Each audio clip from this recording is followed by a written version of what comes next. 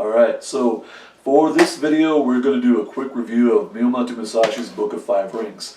And then if you stay through to the end, I'm going to do a quick plug for one of my own books. What I'm going to be doing on this channel mostly is reviewing books and probably some mindset things. And I think just to keep it interesting, we're going to review some old books, not just new books. We'll probably occasionally review some new books, but there are a lot of old great books out there that people seem to not talk about unless they're in college.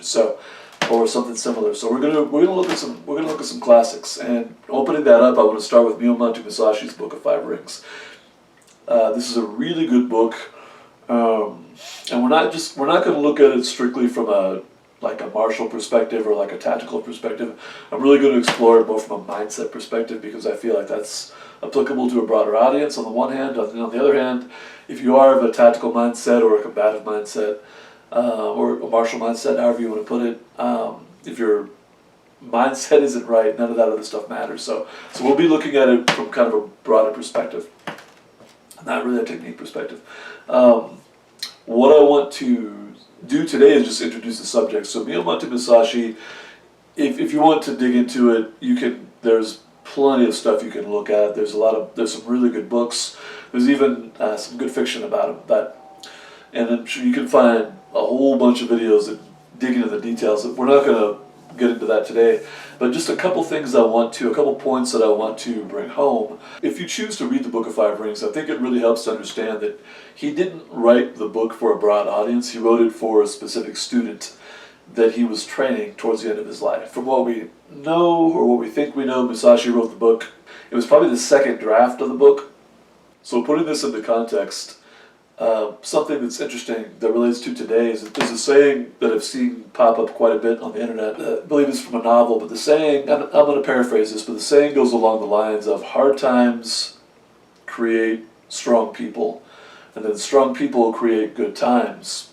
Good times in turn create weak people, who in turn create hard times. I'm not going to get into why that's popular now.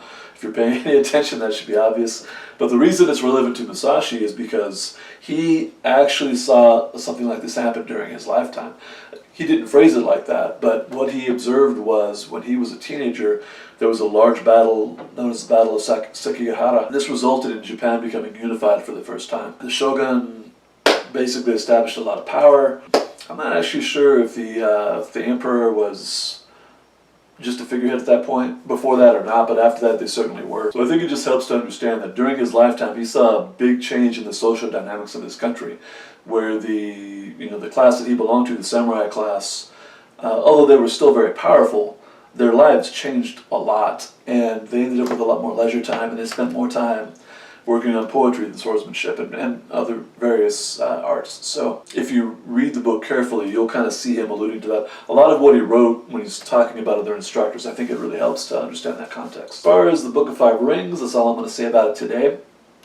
For the next couple of weeks, I'm going to take a chapter at a time and just kind of pull out some sweet spots, some interesting things that you can apply to your life. Now, a quick note from our sponsor. So I have my own first novel coming out next weekend, which is pretty bizarre. I've been writing for a long time. It's a long project. It's a pretty significant project for me, at least. So anyway, next weekend that book is going to go live. The Kindle is available for pre-order right now. The way it's set up, for some reason I can't put paperbacks and hardcover up for pre-order. I don't know why they do it that way, but that's the way it is. But it'll all go live on October the 28th. So thanks for watching. I'm done. I used up all my words.